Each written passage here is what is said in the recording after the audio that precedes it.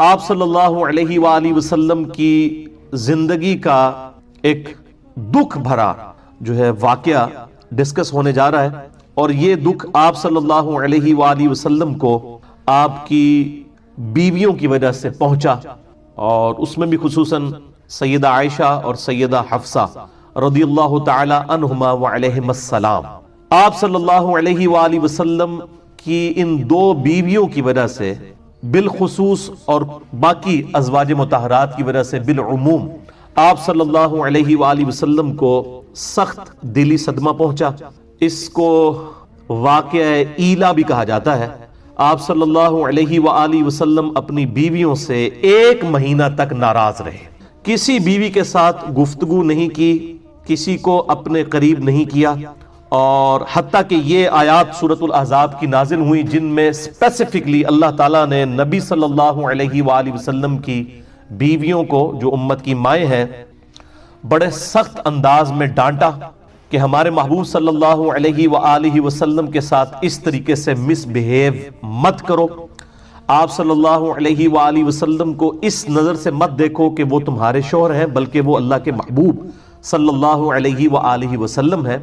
اور ظاہر ہے کہ آپ صلی اللہ علیہ وآلہ وسلم نے پوری امت کے لیے رول ماڈل بننا تھا، تو آپ صلی اللہ علیہ وآلہ وسلم بھی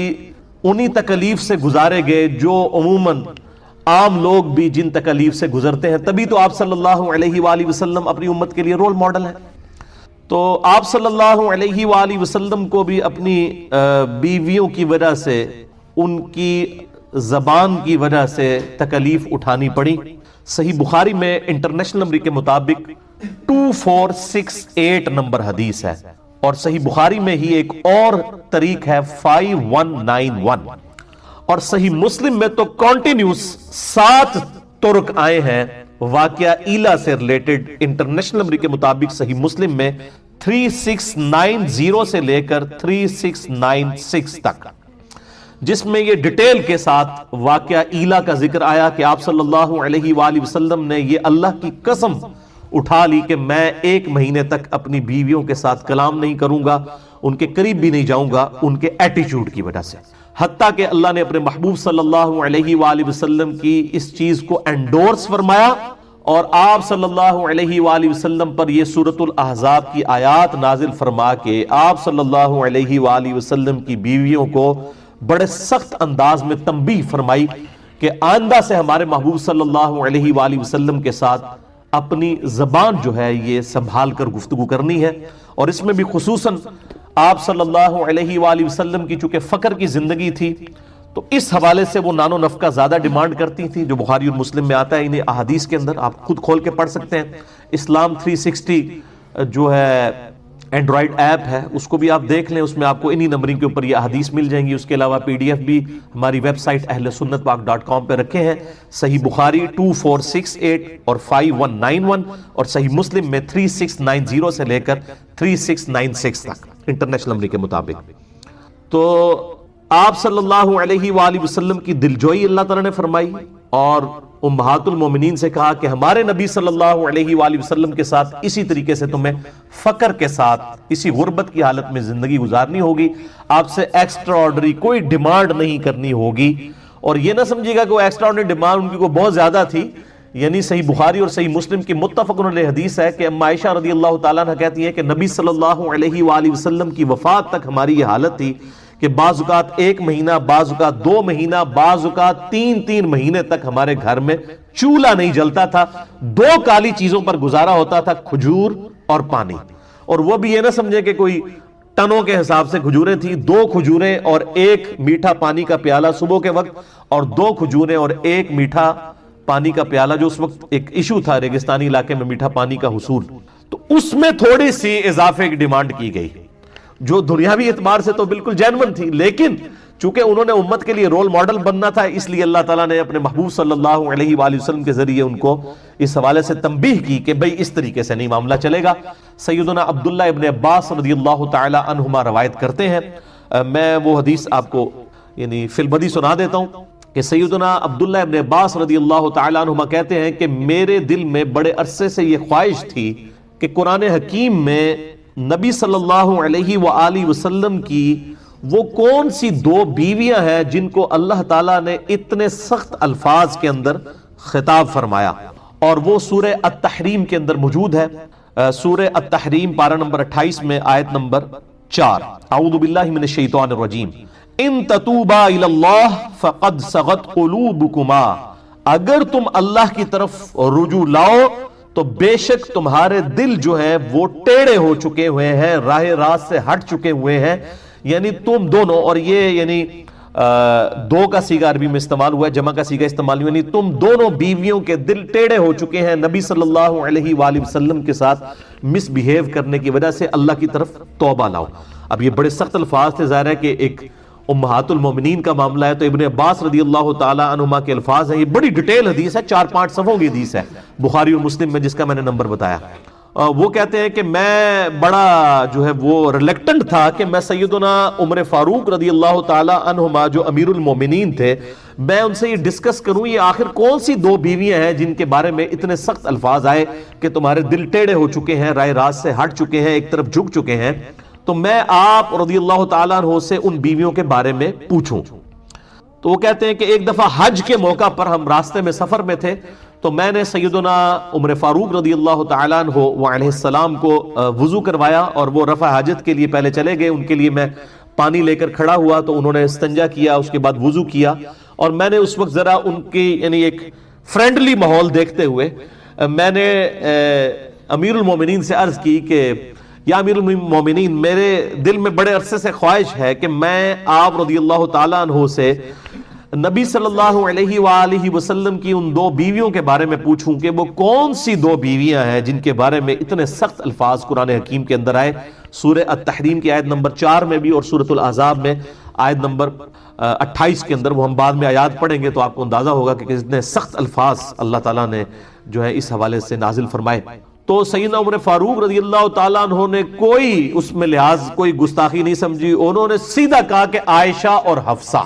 رضی اللہ تعالی عنہما، ان میں سے حالانکہ ایک ان کی بیٹی بھی تھی، ایک سیدنا ابوبکر صدیق کی بیٹی سیدہ عائشہ بنت ابی بکر، اور دوسری طرف سیدہ حفصہ بنت عمر رضی اللہ تعالی عنہم اجمعین وعلیہم السلام اجمعین۔ اور پھر کہتے ہیں میں نے کہا امیر المومنین میں تو بڑا ڈر رہا تھا آپ سے پوچھتے ہوئے، تو انہوں نے کہا کہ دین کا مسئلہ پوچھنے میں کوئی شرم و حیا نہیں کرنی چاہیے، ڈرنے والا کون سا معاملہ تھا، تم مجھ سے پہلے پوچھ لیتے، اس میں شرم و حیا نہیں کرنی چاہیے، دین کا جو معاملہ ہے اس کو ڈسکس کرنا چاہیے۔ اب ظاہر سیدنا عمر کے زمانے میں تو یہ بیماریاں نہیں تھی نا جو آج کل ہیں، کہ آپ کوئی قرآن کی آیت حدیث ڈسکس کر لیتے ہیں، کبھی کہتے ہیں وہ نبی کی گستاخی ہوگی، کبھی کہتے ہیں کسی بزرگ کی گستاخی ہوگی، کبھی کہتے ہیں کسی صحابی کی گستاخی ہوگی، کبھی کہتے ہیں نبی صلی اللہ علیہ وآلہ وسلم کی کسی بیوی کی گستاخی ہوگی۔ اس طرح کی یعنی جو بیماریاں جو آج ہمارے اس معاشرے میں پروان چڑھ چکی ہیں، اس زمانے میں تو موجود نہیں تھی۔ تو پھر سیدنا عمر فاروق رضی اللہ تعالیٰ عنہ سے انہوں نے عرض کیا کہ مجھے یہ ڈیٹیل واقعہ بتائیں، بخاری و مسلم کی اسی حدیث میں آتا ہے۔ تو سیدنا عمر نے کہا کہ میں تمہیں سناتا ہوں کہ جب ہم ہجرت کر کے مدینہ شریف آئے تو ہمیں ایک خاص ایکسپیرینس کرنا پڑا۔ جب تک ہم مکے میں آباد تھے تو ہماری بیویاں ہمارے بڑے کنٹرول میں رہتی تھی، اور اسلام آنے سے پہلے تو عورتوں کو ایز سچ کوئی مقام حاصل نہیں تھا، اس وجہ سے کبھی کسی عورت کی جرت نہیں ہوتی تھی کہ وہ اپنے خاوند کے ساتھ کسی معاملے میں زبان درازی کرے۔ لیکن جب اسلام آیا اور قرآن حکیم میں عورتوں کے حقوق نازل ہوئے تو ان حقوق نازل ہونے کی وجہ سے ظاہر ہے ایک بندہ ایک اس باؤنڈری کے اندر ہے، پھر تو بات ٹھیک ہے، لیکن اسی کی پلی لیتے ہوئے سیدنا عمر کہتے ہیں کہ ہماری عورتیں جو ہے نا وہ ہم پہ شیر ہونا شروع ہو گئی۔ مطلب یہ ہوتا ہے، یہ نیچرل چیز ہے کہ جب آپ کسی کو اتھارٹی دیتے ہیں، یعنی ماں باپ ہیں وہ اپنے بچوں کی داڑیاں منڈوانے کے لیے مس یوز کرتے ہیں اپنی اس رسپیکٹ کو، اور کہتے ہیں جی دیکھو جی ماں باپ کا تو حکم ہے، اور میں تو حکم دینا وا کہ داڑھی مڈا، تو وہ ماں باپ کے ادب کو مس یوز کیا جا رہا ہوتا ہے۔ حالانکہ بخاری و مسلم کی متفق علیہ حدیث ہے مولا علی رضی اللہ تعالیٰ عنہ علیہ السلام سے کہ جو اطاعت ہے ماں باپ کی، وہ یا کسی بھی مخلوق میں سے کسی بھی شخص کی، وہ اللہ تعالیٰ کی حدود کے اندر اندر ہے، جہاں پر وہ اللہ تعالیٰ کے ساتھ معصیت والا معاملہ آئے گا پھر کسی کی کوئی اطاعت نہیں ہے، وہ کلیئر کٹ ہے۔ اور یہ کوئی راکٹ سائنس نہیں ہے، یہ جو حدیث ہے بخاری اور مسلم کی کہ تم میں سے کوئی شخص اس وقت تک مومن ہی نہیں ہو سکتا جب تک کہ میں اسے اس کے ماں باپ اولاد سب لوگوں سے بڑھ کر عزیز نہ ہو جاؤں۔ تو اس کا کیا مطلب ہے صرف نعرے مارنا؟ نہیں، مراد یہ کہ ماں باپ اولاد سب لوگ ایک طرف کھڑے ہوں، دوسری طرف نبی صلی اللہ علیہ وآلہ وسلم کا حکم ہو، آپ کی تابعداری ہو تو اس کو ٹاپ پرائورٹی اللہ اور اس کے محبوب صلی اللہ علیہ وآلہ وسلم کی ذات ہونی چاہیے۔ تو سیدنا عمر کہتے ہیں کہ پھر ہماری بیویاں جو ہے وہ ہم پہ شیر ہونا شروع ہوگی، حتیٰ کہ جب ہم ہجرت کر کے مدینہ آئے تو مدینہ میں جو انصار کی عورتیں ہیں وہ پہلے ہی اپنے خامدوں کے اوپر غالب تھیں۔ پھر ہماری بیویوں نے بھی جب ان کو دیکھنا شروع کیا تو ان کو ہور، جنہوں کہتے ہیں نا پنجابی، اللہ شیری ہو گئی، اور وہ ہمارے ساتھ یہ معاملہ کرنا شروع ہو گئی۔ پھر سیدنا عمر کہتے ہیں کہ ایک دن ایسا ہوا کہ میری بیوی نے ایک مسئلے میں میرے ساتھ زبان درازی کی، تو میں نے اسے ڈانٹا کہ تیری کیا جرت ہے کہ تو میرے ساتھ اس لہجے میں بات کر رہی ہے؟ تو سیدنا عمر کی بیوی نے آگے سے کہا کہ اے عمر، جا کے تم اپنی بیٹی کی خبر لو حفصہ کی، جو رسول اللہ کے ساتھ اس سے بھی زیادہ سخت زبان میں بات کرتی ہے، اور نبی صلی اللہ علیہ وآلہ وسلم پورا دن غضبناک رہتے ہیں اور ناراض رہتے ہیں تمہاری بیٹی سے، جو اس طریقے سے گفتگو کرتی ہے رسول اللہ کے ساتھ صلی اللہ علیہ وآلہ وسلم۔ اب سیدنا عمر وہ میٹھے میٹھے مسلمان تو نہیں تھے نا، وہ تو بالکل سٹیٹ فارورڈ مسلمان تھے۔ انہوں نے کہا سیدھی تیسی، یہ کیسے ہو سکتا ہے؟ سیدنا عمر فاروق رضی اللہ تعالیٰ عنہ اسی ٹائم گھر سے نکلے اور اپنی بیٹی حفصہ کے پاس گئے اور کہا کہ میں نے تیرے بارے میں ایسی بات سنی ہے، کیا تو واقعی نبی صلی اللہ علیہ وآلہ وسلم کے ساتھ اس طریقے سے گفتگو کرتی ہے؟ انہوں نے کہا ہاں میں کرتی ہوں۔ دوسری روایت میں آتا ہے کہ انہوں نے پکڑ کے ان کا گلا دبانا شروع کر دیا اور مارنا شروع کر دیا، اور بخاری مسلم میں الفاظ آتے ہیں کہ جب سیدنا ابوبکر تک یہ بات پہنچے تو انہوں نے سیدہ عائشہ کا گلا دبایا اور ان کو مارا پیٹا ان کے گھر جا کے۔ حالانکہ ایک طرف امہات المومنین والا بھی رشتہ ہے، دوسری طرف بیٹی بھی ہے، لیکن نبی صلی اللہ علیہ وآلہ وسلم کی حمیت میں سیدنا ابوبکر عمر رضی اللہ تعالی عنہما نے ان سے اوپر کسی کو نہیں جانا آپ صلی اللہ علیہ وآلہ وسلم کی مبارک ذات سے۔ پھر سیدہ حفصہ کے ساتھ جب یہ معاملہ ہوا، پھر سیدنا عمر جو ہے وہ سیدہ عائشہ کے پاس گئے، ان کو بھی جا کے ڈانٹا۔ سیدہ عائشہ نے کہا کہ جا کے اپنی بیٹی کی خبر لو، تم میرے پاس کس کیپیسٹی میں آئے ہو تم؟ تو پھر سیدہ ام سلمہ کے پاس چلے گئے، جو امہات المومنین میں سے سینئر تھی اور آخر میں فوت ہوئی ہیں 64 ہجری میں، واقعہ کربلا کے بھی 3 سال کے بعد۔ ام سلمہ کے پاس جب گئے تو سیدنا عمر فاروق رضی اللہ تعالی عنہ کو ام سلمہ نے کہا کہ بھئی تم کس کیپیسٹی میں نبی کی بیویوں کو جا کے گھر میں جا کے سمجھا رہے ہو؟ یہ تمہارا کام بنتا ہے؟ تو سیدنا عمر کہتے ہیں کہ ام سلمہ نے مجھے اتنا ڈانٹا اس معاملے میں کہ نبی صلی اللہ علیہ وسلم کے گھر کے معاملات میں تمہیں دخل دینے کی کیا ضرورت ہے، کہ مجھے اس چیز کا احساس ہوا کہ واقعی میں نے کوئی غلط کام کیا۔ پھر کہتے ہیں کہ میں اس کے بعد گھر آ گیا، گھر آیا تو کچھ ہی دیر کے بعد میرا ایک دوست میرے پاس آیا، اس نے دروازہ کھٹکھٹایا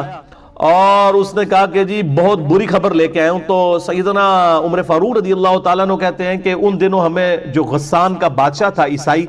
اس کی طرف سے حملے کا ڈر تھا مدینہ شریف پہ، تو میں سمجھا شاید غسانی بادشاہ جو ہے وہ اپنی فوجوں کے ساتھ حملہ آور ہو گیا۔ تو میں نے کہا کہ کیا وہ غسانی بادشاہ آ گیا؟ انہوں نے کہا نہیں نہیں، نبی صلی اللہ علیہ وآلہ وسلم نے اپنی بیویوں کو طلاق دے دی ہے۔ تو سیدنا عمر نے کہا ستیہ ناس ہو حفصہ کا، اور اس طریقے سے وہ تو بڑے غصے ہوئے، انہوں نے اتنے سخت لفظ استعمال کیے کہ مجھے تو پہلے ہی ڈر تھا کہ یہ جس طریقے سے نبی صلی اللہ علیہ وآلہ وسلم سے ضرورت سے زیادہ نان و نفقہ ڈیمانڈ کرتی ہیں اور آپ صلی اللہ علیہ وآلہ وسلم کے ساتھ زبان والا معاملہ کرتی ہیں، تو یہ تو بڑا سخت معاملہ ہو جائے گا۔ تو انہوں نے کہا میں تو مطلب حفصہ ہلاک ہو گئی۔ سیدنا عمر فاروق رضی اللہ تعالیٰ عنہ وہاں سے نکلے اور سیدہ حفصہ کے پاس پہنچے، وہاں پہ سیدنا ابوبکر صدیق بھی کھڑے ہوئے تھے اور لوگ زارو قطار اس معاملے میں پریشان تھے، رو رہے تھے، اور کہ بھئی نبی صلی اللہ علیہ وسلم اپنی بیویوں سے الگ ہو گئے۔ آپ صلی اللہ علیہ وسلم اپنے گھر کی جو اوپر والی چھت ہے اس کے اوپر جا کے بیٹھ گئے، اور سیدنا عمر فاروق رضی اللہ تعالی عنہ اسی طرق میں آتا ہے طریق میں صحیح مسلم کے کہ جا کے انہوں نے سیدہ حفصہ کو بھی مارا، اور سیدنا ابوبکر صدیق نے جا کے سیدہ عائشہ کو مارا کہ تم نے اس طریقے سے حرکت کیوں کی ہے۔ اور پھر سیدنا عمر جو ہے اجازت لے کے نبی صلی اللہ علیہ وسلم کی خدمت میں حاضر ہوئے، سیڑھیاں چڑھ کے اوپر گئے اور انہوں نے جو گھر کا نقشہ کھینچا ہے، یقین کریں انسان کی آنکھوں میں آنسو آ جاتے ہیں۔ گھر میں کوئی بھی چیز نہیں سوائے ایک چمڑے کا تکیہ جس کے اندر کھجور کے جو ہے وہ پتے بھرے ہوئے ہیں، اور آپ صلی اللہ علیہ وسلم نے ایک تہمت پہنی ہوئی ہے، اوپر بھی کوئی چادر نہیں ہے، نہ کوئی قمیض ہے، اور ایک کھجور کی چھال کے اوپر آپ صلی اللہ علیہ وسلم لیٹے ہوئے ہیں، آپ کے جسم مبارک کے اوپر بھی جو ہے وہ اس کھجور کی چھال کے نشان ہے۔ اور سیدنا عمر نے دیکھ کے رونا شروع کر دیا اور کہا یا رسول اللہ صلی اللہ علیہ وسلم، یہ دنیا کے بادشاہ جو ہیں کیسر و کسرا جو ہیں وہ اتنے بڑے مزے لوٹ رہے ہیں اور آپ اللہ کے نبی ہو کے اس حالت میں۔ تو سیدنا عمر سے آپ صلی اللہ علیہ وسلم نے فرمایا کہ عمر لگتا ہے کہ دنیا کی حقیقت تم پہ ابھی تک نہیں کھلی؟ کیا تم اس بات پر راضی نہیں ہو کہ کیسر و کسرا دنیا کے مزے لوٹیں اور ہم آخرت کی سعادت؟ بس یہ آخری حصہ ہی ہماری حدیث کی کتابوں میں لکھا جاتا ہے، یہ پوری حدیث اس طرح ہے بخاری اور مسلم کی۔ بہرحال پھر انہوں نے، سیدنا عمر کہتے ہیں کہ نبی صلی اللہ علیہ وآلہ وسلم انتہائی غمناک تھے، تو میں نے کوشش کی کہ میں کوئی ایسی بات کروں کہ آپ کو ہنساؤں۔ تو پھر کہتے ہیں کہ میں نے آپ صلی اللہ علیہ وآلہ وسلم سے وہ سارا قصہ بیان کیا، اور میں نے کہا یا رسول اللہ دیکھیں، جب تک ہم مکے کے اندر تھے ہماری بیویوں کی جرت نہیں ہوتی تھی کہ وہ ہمارے ساتھ زبان درازی کریں، جب ہم مدینے میں آئے ہیں اور یہاں پہ بھی انصار کی عورتوں کو دیکھ کے ہماری بیویاں بھی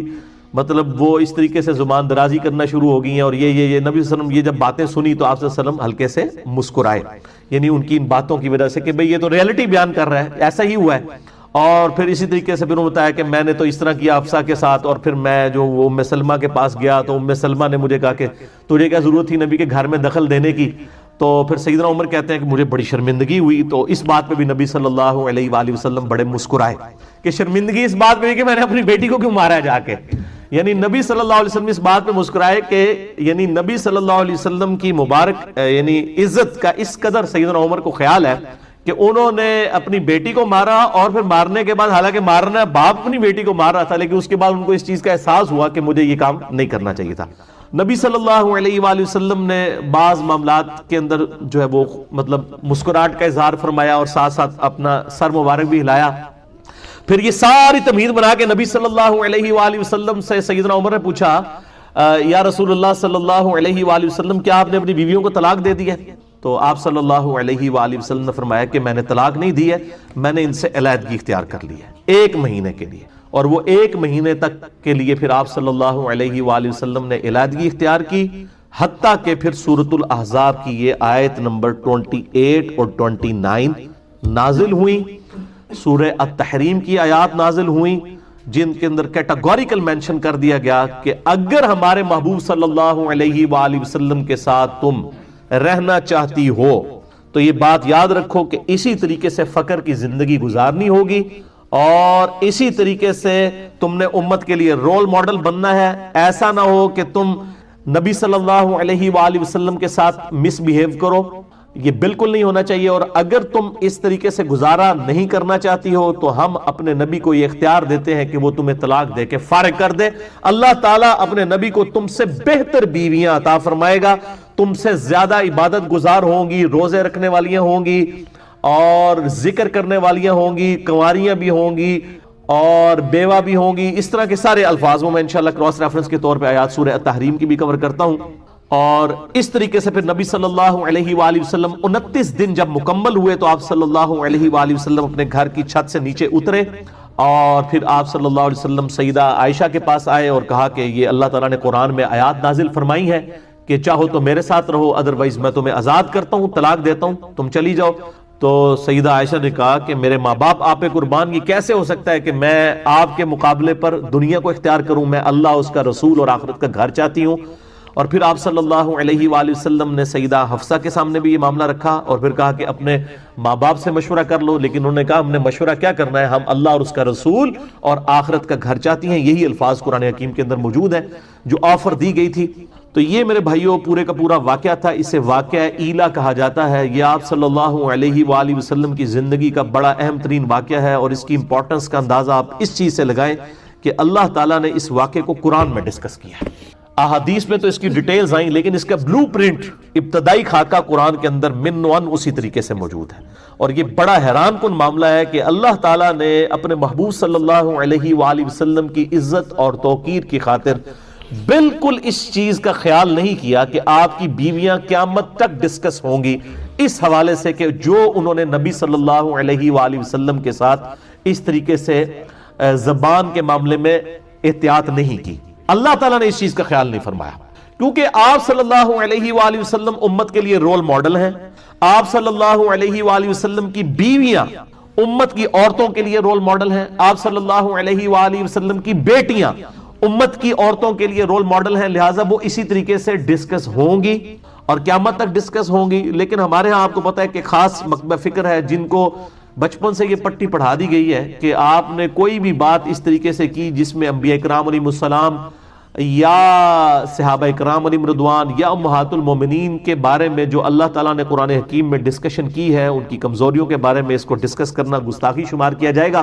میرا خیال ہے یہ عقیدہ پروپیگیٹ کرنا اور اس کو بیان کرنا بذات خود ہی کفر کے کیٹیگری میں لے جائے گا، کیونکہ are you trying to teach your God? کیا اپنے خدا کو آپ یہ ٹیچ کرنا چاہتے ہیں کہ قرآن حکیم میں یہ آیات کیوں نازل فرمائی؟ یہ بڑا خطرناک معاملہ ہے۔ اسی لیے میں اکثر یہ کہا کرتا ہوں کہ وہ خدا اور وہ اللہ جو انڈیا، پاکستان، بنگلہ دیش کے علماء نے اپنی پبلک کو جس کا تعارف کروایا ہے، وہ خدا اور ہے،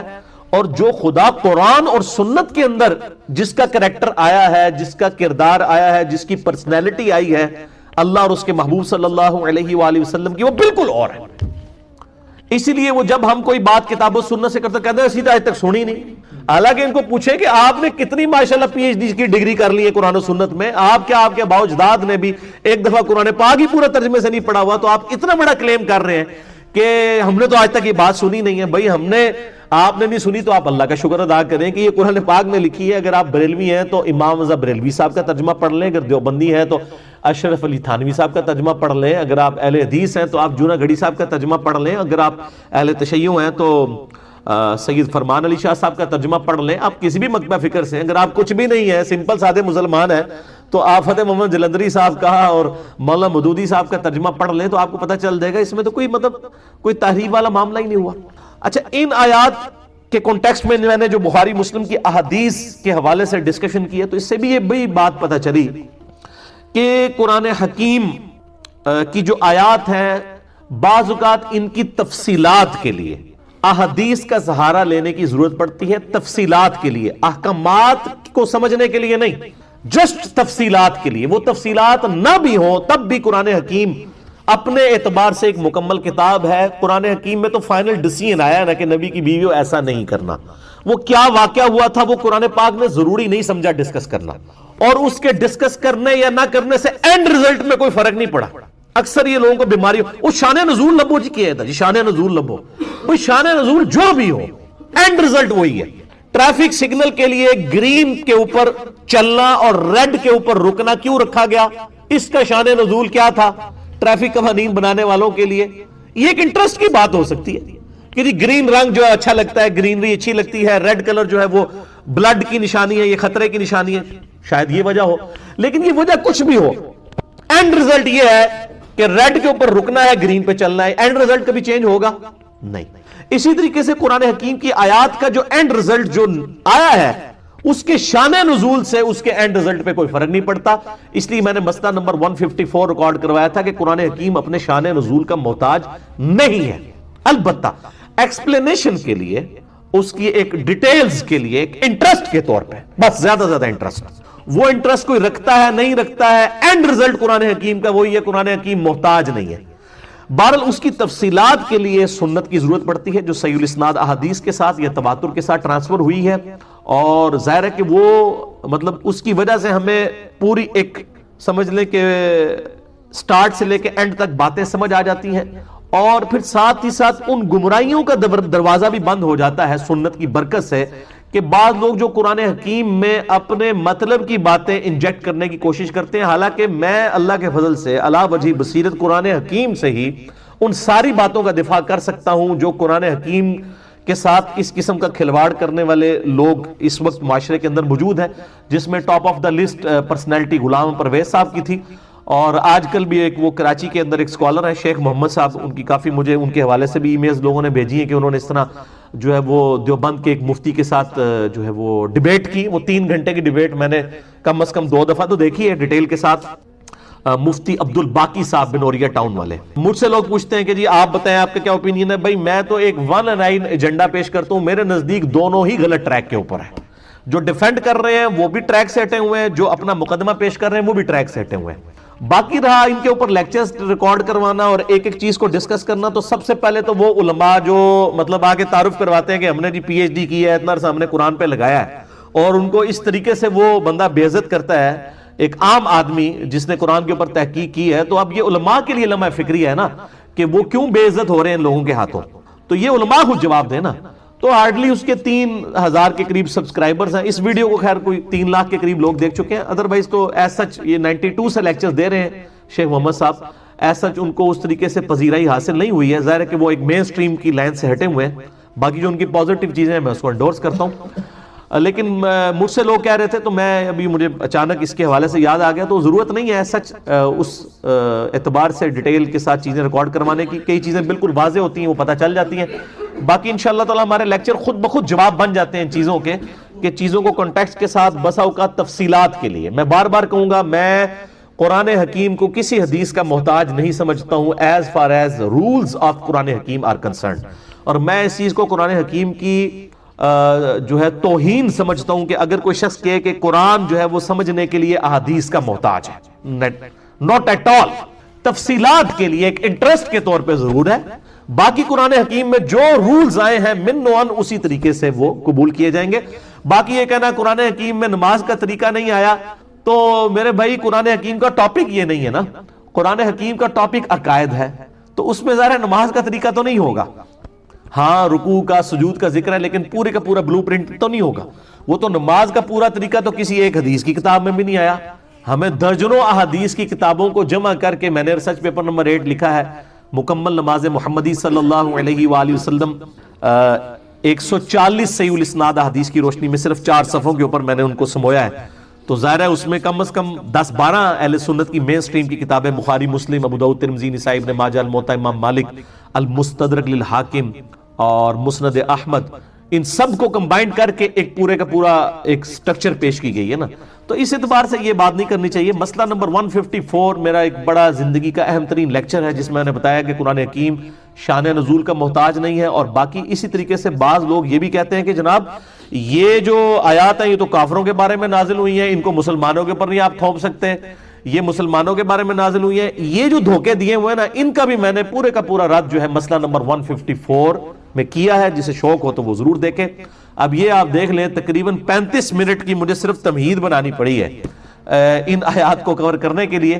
تو میں نے تو 48 نمبر آیت تک پہنچنا تھا, لیکن اب بمشکل یہی آیات ہی کور ہوں گی کراس ریفرنس کے طور پہ. جو باقی آیات ہیں وہ بھی انشاءاللہ ہم ڈسکس کریں گے. بہرحال سیدنا عمر فاروق رضی اللہ تعالیٰ عنہ نے نبی صلی اللہ علیہ وآلہ وسلم کو